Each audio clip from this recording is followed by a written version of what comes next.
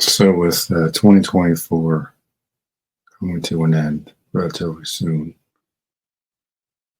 I wanted to go over and make this video here and talk about some of the best parts of 2024 for me personally. So I'll start with my favorite games of the year. So number one for me is Final Fantasy Rebirth. I didn't really play the original Final Fantasy games. I just got into with the Final Fantasy VII Remake, and I just really fell in love with the format, combat. So kind of basic combat, at least to me, but the story's decent. Cloud is cool. Tifa's smoking hot. I don't know what it is about that character design, but my goodness. I like Earth a little bit more than Tifa, but the character's overall pretty solid for Final Fantasy. This is why I'm kind of shocked I didn't win Game of the Year. I can't believe, I think it was Astrobot that beat out everything else at Game Awards, which is ridiculous. So I don't think, what's that dopey game people you talking about? It's Dragon Age ripoff. Baldur's Time or something. Honestly, that should have won Game of the Year last year, but yeah, number two for me is Life is Strange Double Exposure. I think the return of Max Caulfield is what really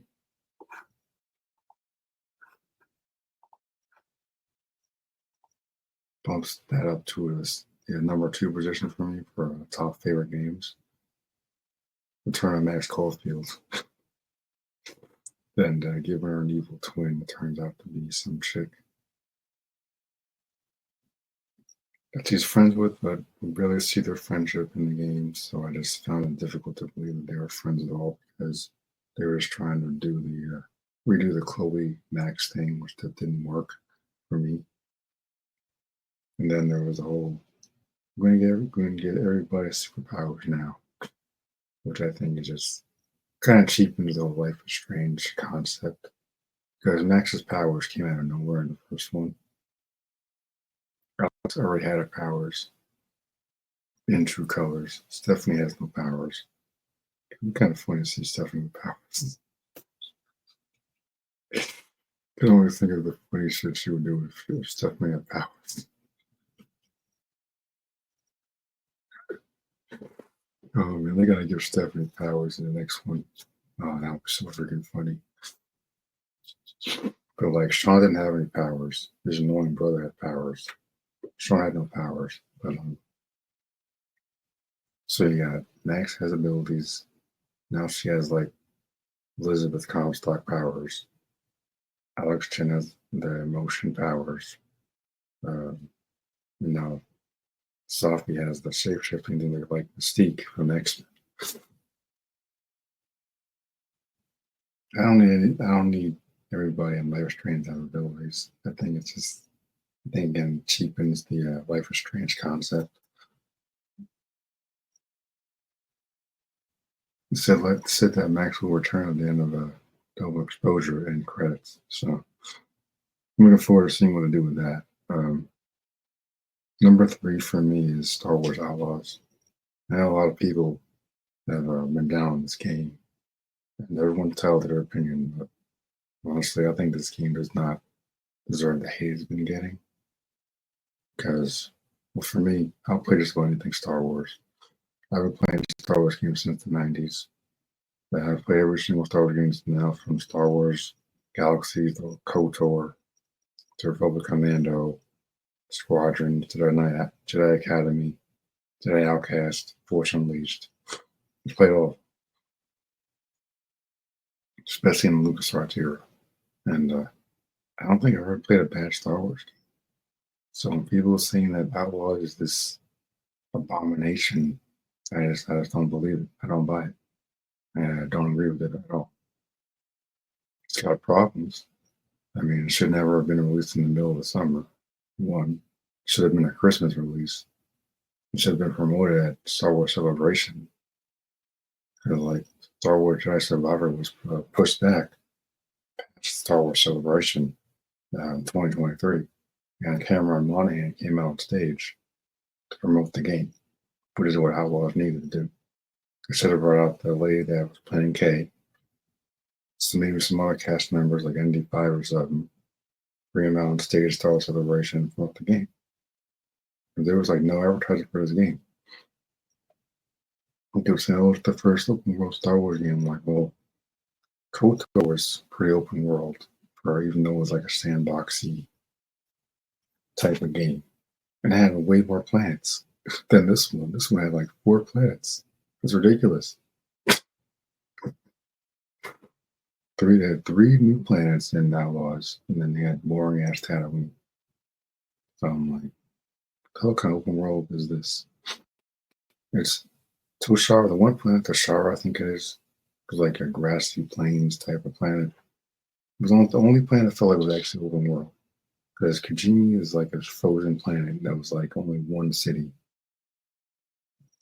Like in Fallen Order, you go to Dathomir at one point, and you only go to one part of the planet. It's a pretty big planet, but you only go to one segment in the planet on the planet. Tatooine is just a bunch of boring ass sand canyons. There's nothing there. You got Mos Eisley, Mos Espa, Dune Sea, and that's about it. So I think the developers were a little lazy when it came to putting Tatooine in the game. I'm getting a little tired of the I'm on the run from the Empire storylines. I think we're doing way too much in Star Wars, especially lately. We need to get past the original trilogy. We need to get past the sandwiching these stories in between the damn movies. Because one of the best part about expanding universe is that there's stories every part of the galaxy. There's stories in the Old Republic, stories in between the movies, or stories after the movies. New Jedi Order, Legacy of the Force, Fate of the Jedi, Dawn Trilogy, Dark Empire, all that stuff is spread out throughout the Star Wars universe. And there's even stories well way beyond the life of Luke Skywalker, like Cave Skywalker, and so on and so forth. So there's tons of stories that aren't sandwiched in between the freaking movies. I just think it's overdone at this point. There's a lot to enjoy about Star Wars Outlaws, in my opinion. It's a dope soundtrack. Just to put it out there, Han Solo is not the only scoundrel in the Star Wars universe. He's just the most popular. You understand? Like, Kay is one of many, many scoundrels in the galaxy. And this type of story is the exact type of, she's the exact type of character that would be in this type of story, which is why it works, at least to me. Like, the complaints I've been hearing just don't really add up to. Like, people complain about the game mechanics and this and that. Like, yeah, well, no one said it was a spotless game. The only real problem was the promotion with Turb for this game. That's the only real problem. Like, if it was released in May or the winter season, would have gotten way more recognition, and I can guarantee you the sales would have been 10 times better. This was released at Christmas time. Just having to be Star Wars should be more than enough to get it sales it needs. And because they released it in like the freaking middle of August, no one was talking about it. That's why I didn't get any sales. So that was stupid on Ubisoft's part. This is why they pushed back the newest Assassin's Creed to February, I think it is. Not even on available pre-order yet, so we're still clearly working on that. When I say take the time, because I love Assassin's Creed and I really don't want to see another bad one. There haven't been too many bad Assassin's Creeds, as far as I can recall, honestly. Maybe Black Flag is probably the worst, in my opinion. I didn't like that one. But there's some really cool characters in Outlaws. I like seeing the crime syndicates, exploring the criminal underworld, just doing the day-to-day stuff. Like, this is Star Wars fans have been crying about. Oh, I want a Star Wars game with Jedi and the Force. You finally get one, and people cry and complain. Star Wars fans are pathetic, like for real. It's like I really don't like interacting with Star Wars fans because it's you never be satisfied. Because either you're in one camp or you're in the other camp. You hate the prequels or you like the prequels. You like the Disney Wars era or you don't. There's no in between. There's no okay. I like the Kenobi series, but Slug wasn't great. It's one camp or the other. Just kind of sad. And for me, I don't care much for the Disney Wars era. There's some things I like about it, like Seven was okay. And Seven gets ruined with what comes after it. That's why I don't like this particular era of Disney Wars. Seven gets ruined with the supposed sequel that come after it. That's why he gets some bad rep. And I mean, it's really cool space combat now. I mean, it doesn't save the game for anything, but yeah, it's not this monster that people have been making out to be at all. It's really not.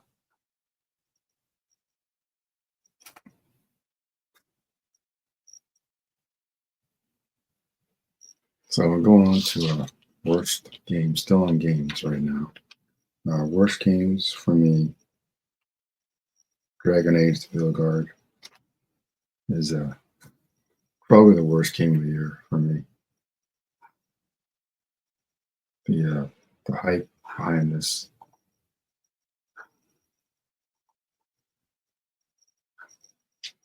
particular title, especially over the last decade, has been insane. All the trailers were pretty good. Gameplay looked pretty solid. Seeing Solus return as a villain, the Dread Wolf at last, all the tie-ins from Trespasser and Dragon Age Inquisition. You're gonna get another new team. Varric's gonna be he was going to be the tie-in between new heroes and the original Inquisition. And then they killed him off. And I think the Dragon Age series went with it because, and I've said this in my Dragon Age Velgar review, Varric is my favorite character in the series. And I could tell I knew they were going to do something stupid. I'm like, do not pull a Joel on. And that's exactly what they did. This might be worse than what they did to Joel. At least he saw Joel for more than 5 minutes. Varric was gone for the opening credits of the damn game. And then they lied about it. They said, oh no, we're still alive. You survived the prologue. No, it doesn't. He's coming for the opening credits. It's ridiculous. I'm like, 10 years for this? I mean, like, my favorite Dragon Age is probably Inquisition and the Origins, but the other is terrible. I think it just gets worse over time because of the really bad creative decisions that were made with it, and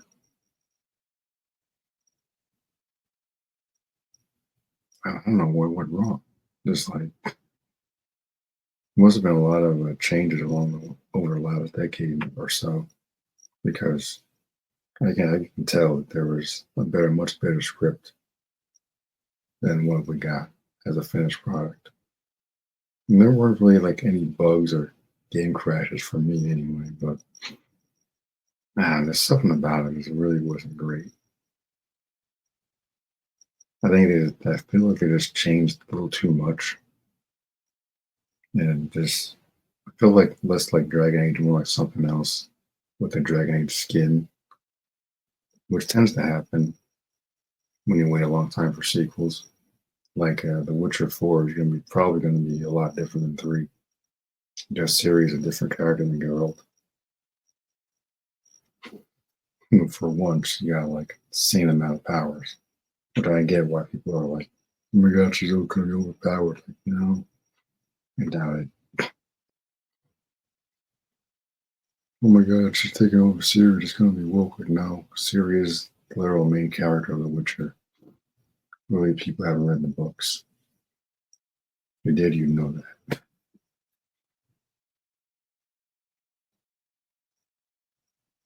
I'm like, yeah, I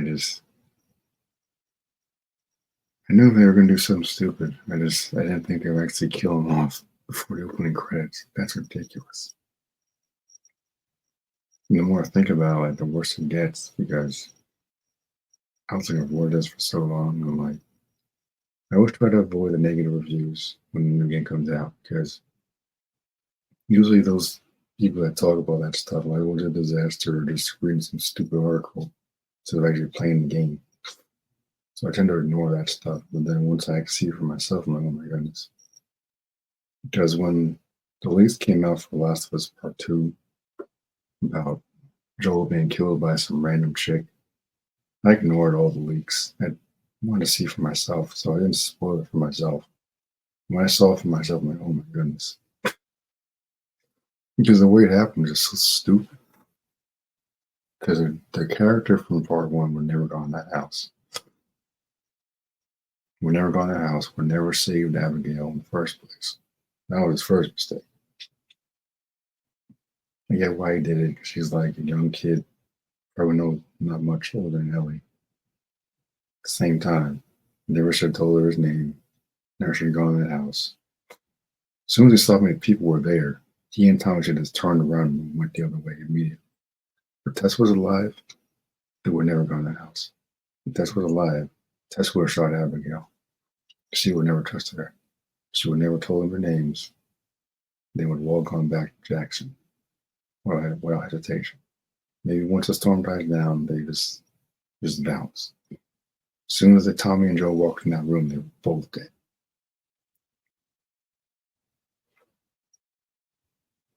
Like in that universe, you really can't afford to make stupid decisions. You really can't.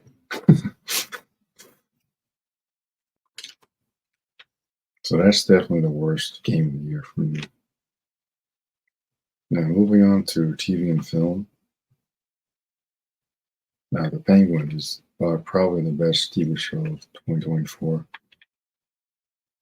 followed by House of the Dragon season 2. And The Batman was a re-release this year, which I saw on the big screen, which was awesome. Sonic 3 was awesome. I also saw Phantom Menace on the silver screen on May the 4th on that Saturday. Awesome. I had freaking tears in my eyes seeing classic George Lucas Star Wars on the big screen. Something that would never happen again because Disney Wars is just complete dog shit. And the idiots at Lucasfilm do not have the talent to bring Star Wars back to what it was. It'll never happen. It'll never happen. The Mandalorian was a step in the right direction, but now they're gonna ruin that with a dopey movie with a character that doesn't even show his face. Good luck with that.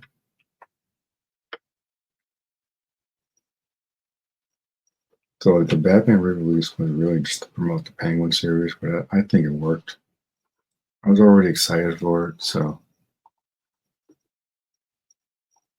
I didn't need that much promotion for it personally, but it was still pretty cool seeing the Batman on the big screen. I saw it 4 times when it was in theaters, so a little disappointing that the second one's going to get pushed back so far. Hopefully, Matt working on that script because I want to see more in the series. I could give two shits about James Gunn's shitty Super Friends universe. It was like that Superman movie is going to be a freaking mess. I called it months ago. People still want to give me crap about it. Like, oh, it's gonna be fun, man. Like now it's gonna be a mess. One thing that dopey teaser showed me just proved my point for what I'm doing for months. And now there's actual evidence to prove my point. So I hate to say I told you so, but I did. So worst of 2024, Rings of Power is probably the one of the worst shows I've ever seen in my life. Not just this season, but the first season was abysmal. The only character I like is Aaron Deer. They don't have no idea what to do with him. Galadriel was terrible. That chick that plays her can act for a Starry Life. Terrible actress, terrible writing, terrible acting.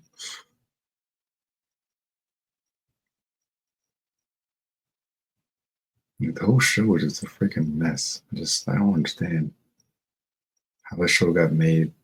Who makes all the creative decisions because they don't make any sense. Like this cannot be actual Tolkien because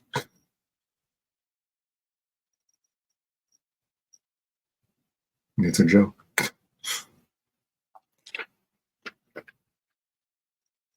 So back to games. Worst game, another worst game of the year for me. Suicide Squad, Kill the Justice League is number one as far as bad games. Worst game of the year by far. Suicide Squad was always going to be a hard sell, especially for like mainstream moguls out there. What I didn't understand was how they can make a Suicide Squad game before making a JL game, especially when Conrad was still with us. Now he's no longer with us. I mean, keep talking about bringing Batman back, like how? And they had a new Arkham game with that Roger Craig Smith voicing the character again, but they didn't put it on consoles. So I guess they just like losing money because as long as Roger Craig Smith is willing to do the voice and keep the Arkham series going, what are you doing? You just threw away like billions of dollars right there. I would have been the first one to hop on the biggest PlayStation store and put that in my cart. Kidding me? There was a Lara Croft TV series on Netflix. It's absolutely terrible.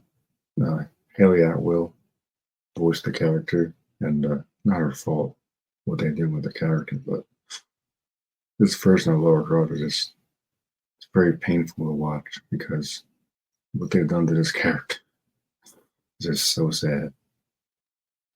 Lara Croft used to be such a badass character, feminine, badass. My girls wanted to be her dudes. I absolutely love the character. I still love the character. Angelina Jolie is probably the closest we're going to get to classic Lara Croft. And those movies ain't great, but they're better than what we got now. Like the closest we got. Even the new Lara Croft games aren't terrible, but they're not great either. The first one I gave a pass because she's like 19 or something, and this is like her first adventure. Fine. By the time we get to the second one, she should be way more experienced. She should not be dragging in her random friends on her dangerous expeditions because she knows it's dangerous. And I'm like, I'm sorry, but there's no way Jonas should survive that avalanche. There's no way.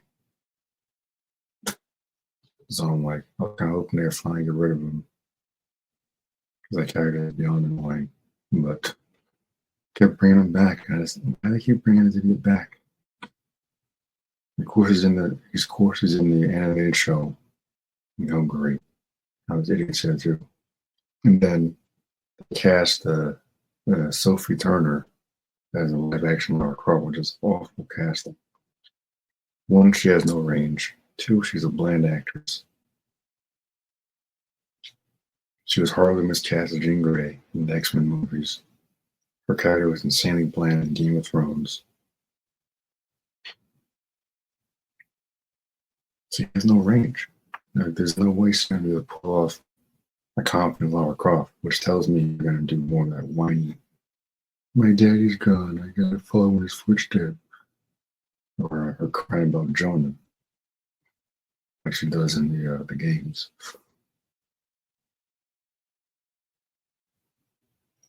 And that's not Lara Croft I want to see on my TV screen. So I gave another good movie of 2024, Deadpool Wolverine. I waited 20 years, I want to say, roughly 20 years to see Hugh Jackman wear that yellow and blue suit with the mask. And I finally did. It's really all I wanted to see. So like when I did my review, I'm like, yeah, Hugh Jackman can retire now. I got what I wanted. Got what I wanted. Got him in the yellow and blue suit with the mask. Looked great. And I don't need to see anymore. If he returns, cool. Who doesn't? Got what I wanted. Now I would watch that over and over again. Be completely satisfied.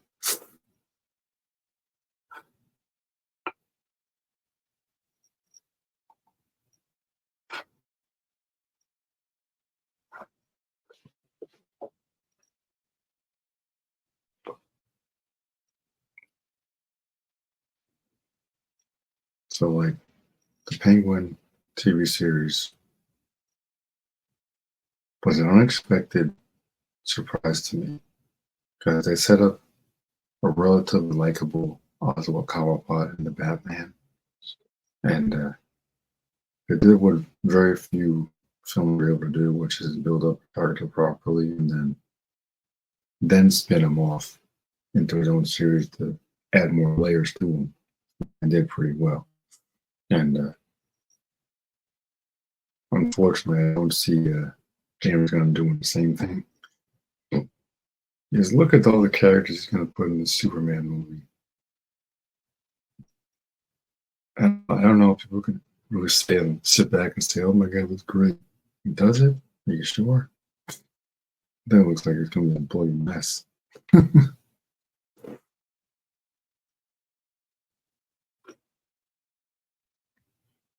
So let's review. So we've got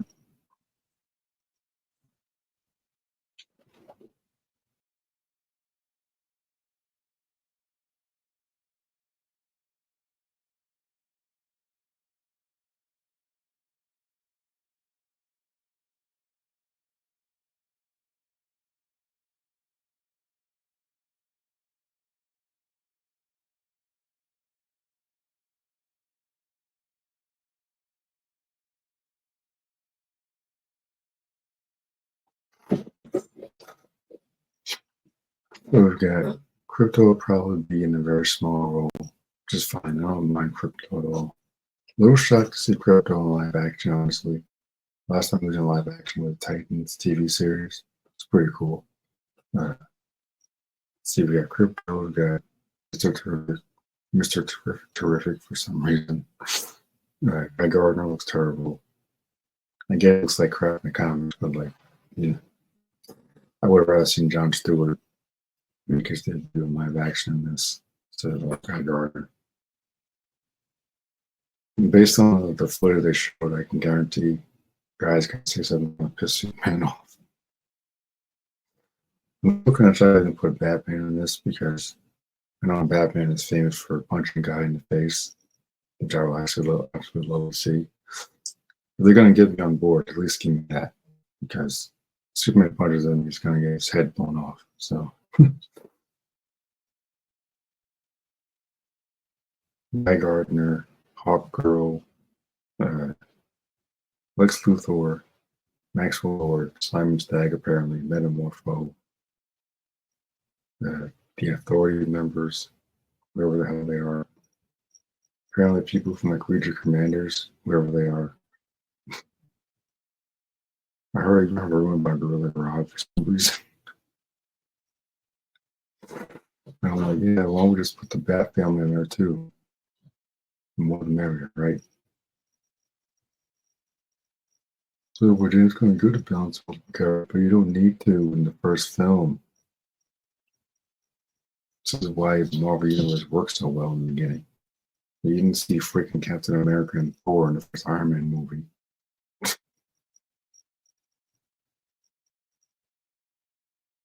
Imagine in the middle of a Stark fight and stand at the end of the movie. All of a sudden, Thor drops down out of nowhere. It's like, hey, Iron Guy, I'm here to help you, man. We don't know each other yet. And from a completely different universe. Or Captain America is shield I don't know, even though he's frozen in ice at that point in time. He's from a different timeline.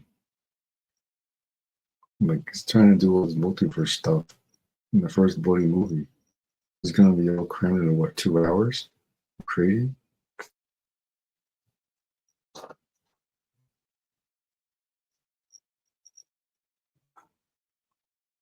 I just don't think it's gonna work.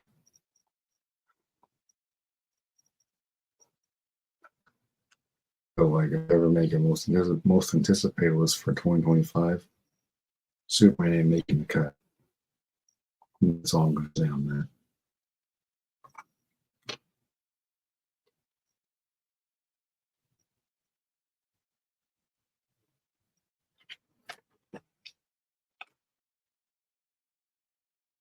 So I got one more for favorite games of the year. Assassin's Creed Mirage was a welcome return to form for the franchise, I thought.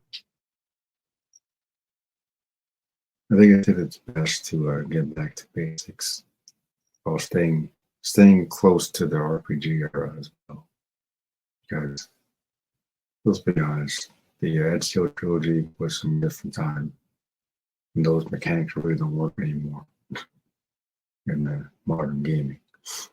When I replay the Ezio trilogy, I'm like, it was great at the time.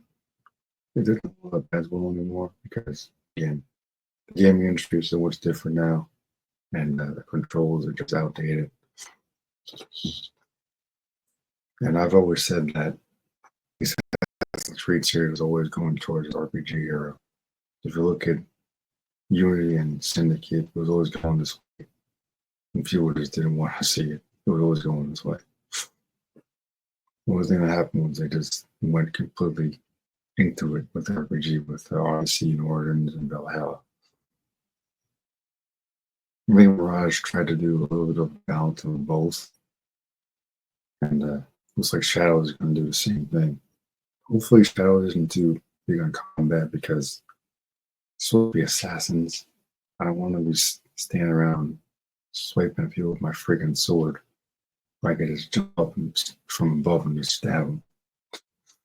So I need them to avoid doing that stupid combat crap and just stick to assassinated.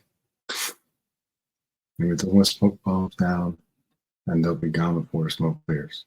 That's how I play Assassin's Creed. That's how it was back in the day.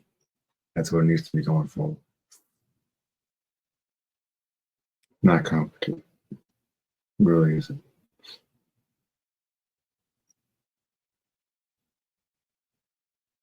So if I want to go into like most anticipated film of 2025, we really don't have. I wish I could say Captain America, but it's probably not going to be that great, being pretty honest.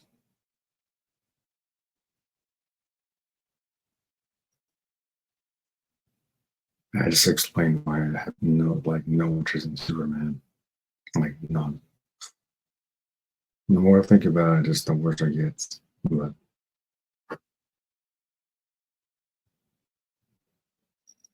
2024 wasn't a terrible year. It wasn't a great year either. But as far as like movies go, I don't see Superman doing that well. I don't see Captain America doing that well either. Considering how many reshoots that Captain America has gone through, let's forget the fact Sam had the shield, right? Even if it was Rogers with the shield and serum, he would still get his ass beat by the Red Hulk. Because the freaking Red Hulk. People don't notice, but the Red Hulk's transformation is permanent. It doesn't go back and forth like Banner does. So when he transforms into Red Hulk, that's his final form. So it's got to be at the end of the movie. It's probably at the end of the movie or something because he doesn't go back and forth like Banner or like Jen She-Hulk.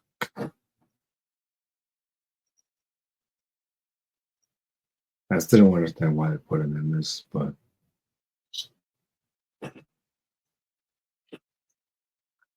to me, it's idiotic on their part, and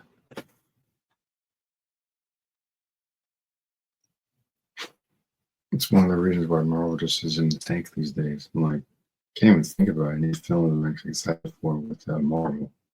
Maybe Doomsday or Secret Wars. As long as they don't make more of that multiverse crap and just stick with an actual linear story. I guess I could still looking forward to that new Spider-Man cartoon, Friday Neighborhood Spider-Man. I'm not crazy about the animation style, but looks okay, I guess. You know, people are gonna be crying about Norman Osborn's design in this. It's really pretty amusing, but even though it actually makes sense for an African guy to have the wavy hair versus what it was in the '90s cartoon, which made no sense.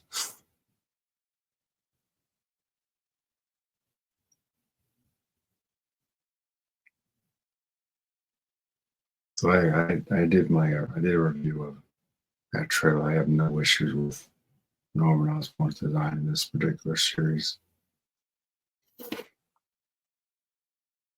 Really, I think it makes even more sense for this version of Osborn to be African American, especially with that hairstyle. It makes way more sense. I don't know if I really need Future Foundation suit right now.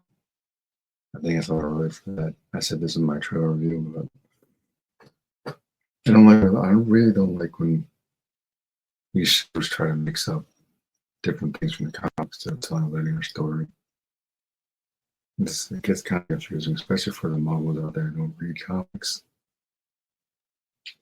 But Future Foundation suit is defeated by Johnny Storm. Johnny Storm's final request before he died was for Peter to join the Fantastic Four, and he gave him that suit.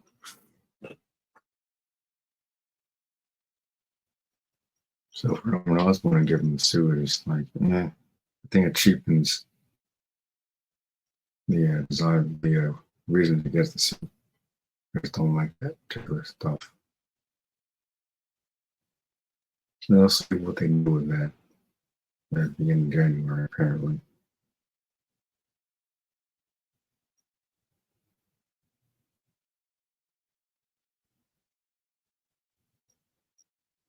But yeah, they don't have too many complaints about this year. Dragon Age is probably the worst part of the year for me, besides Suicide Squad.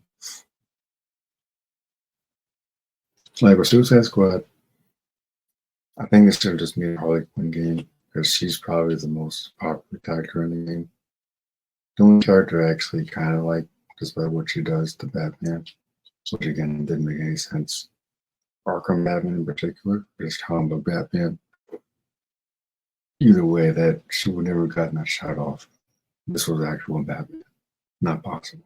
You look at the Arkham games, she tries to backflip into him multiple times in the games and he just knocks her aside like nothing. So you're telling me that this Batman got shot by her? I can see the Joker doing that because Joker's always been able to outsmart Batman. He's like the only one that can do it. But Harley Quinn, I definitely can tell the time with the Joker being around, so I just don't buy her doing that. But it's unfortunate because the last character they added to the game was Deathstroke, and I think gameplay is decent, but it's kind of just another reskin.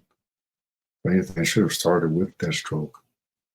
He's like the one character that will actually be in the Suicide Squad. Way more than Shark Guy and freaking Mrs. Freeze or something. Like, what?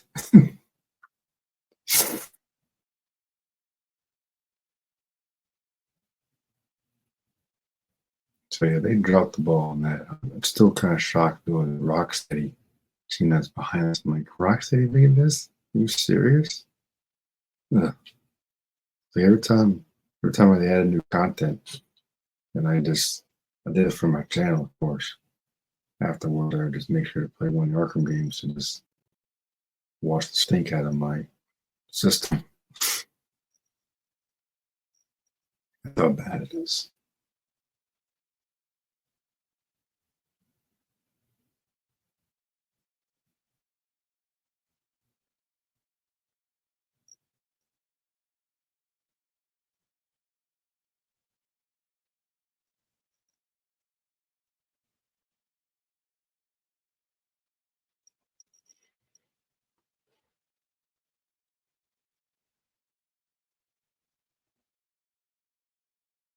It wasn't just Batman and disrespected every single character on the team. And granted, they confirmed they were clones or something from Brainiac. But like, honestly, I don't know why Batman would even be in Metropolis. First off, if anything, Batman would be in Gotham working on a way to free the other members of jail off the Justice League and prevent himself from being taken over. Or he would have found some way to protect his mind from Brainiac and they pretend to be under his control to free the others from the inside. That's what Batman would do. So that was completely out of character for him. The fact Superman got brain control was ridiculous. Having to fight Superman was even worse. Might have been the dumbest thing they put in the game. Like, Superman, you insane? Pull that F will to beat Superman. Like this is just like that stupid Suicide Squad movie. Like if what was the premise? I think it was Superman wanted to kidnap the president. Who could stop him?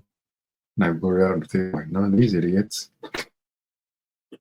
You bring in Batman with Kryptonite or Wonder Woman, maybe then you got a chance. None of these idiots. It's a stupid premise.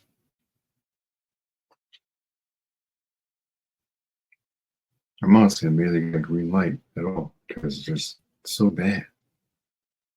It just got worse with every update.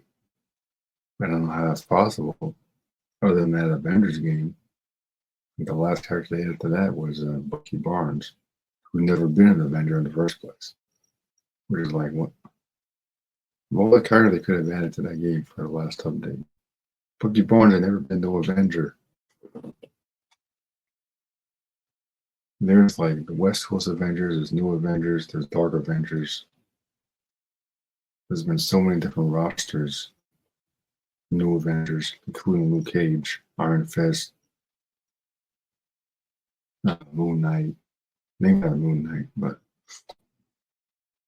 there's been tons of rosters with Avengers characters that could have added to that Avengers game. But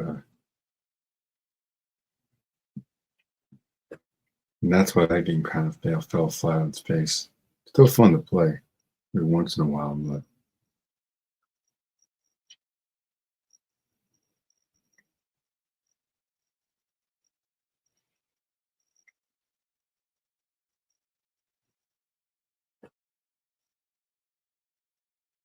yeah, like I was watching Friday Night Tights and the crew was talking about their top 5 worst things of the year. And I was kind of shocked no one put Suicide Squad on the top of the list, especially Mauler. I'm like, dude, how is Star Wars Outlaws above Suicide Squad for worst game of 2024? This doesn't make any sense, man. Outlaws ain't nowhere near as bad as the Suicide Squad game. I'm like, Mauler, are you losing your touch, dude? Seriously. I'll take Outlaws any day of the week over Suicide Squad. And this is not just because of Star Wars, because, well, maybe because of Star Wars, I guess, but there's no disrespect to the Star Wars universe with that game. Unlike Suicide Squad, which does everything in its power to disrespect every single character on the Justice League, except for Wonder Woman. She's the only one that wasn't mind control. If anything, we should have been playing as her. They would have rather played Wonder Woman going up against the JL instead of freaking Shark Dude and that annoying Boomerang guy, Harley Quinn, and a bunch of random ass characters that aren't never even on the Suicide Squad in the comics. Of course, the last character they added with Deathstroke. Too little, too late, man. Should have started with that, honestly. I'm really shocked they didn't. Because now the game has been completely shut down as far as like updates and whatnot. So They missed their shot. I think if they had done this properly, Destro could have breathed new life into the game. But unfortunately, they messed up.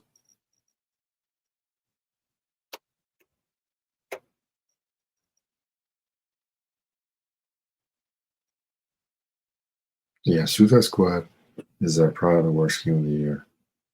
Dragon Age is number 2 for me. Outlaw is actually one of my favorite games of the year. I don't care what anyone says. It's not nowhere near as bad as people say. Nowhere near as bad. Not even close.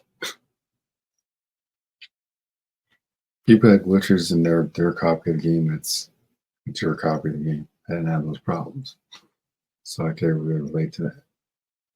But like, it could have Star Wars. Like, they put in like made like a 5-hour video just free roaming. It's like it's got that much content. The new DLC was kind of crap, but still got some decent content. So I'm like, it ain't terrible. It really isn't.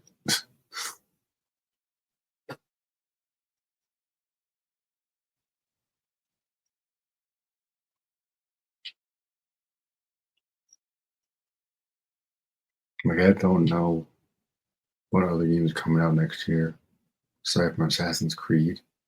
So I don't really have an anticipation list for that yet.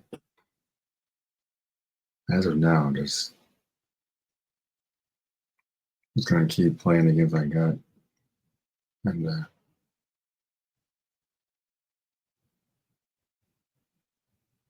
yeah.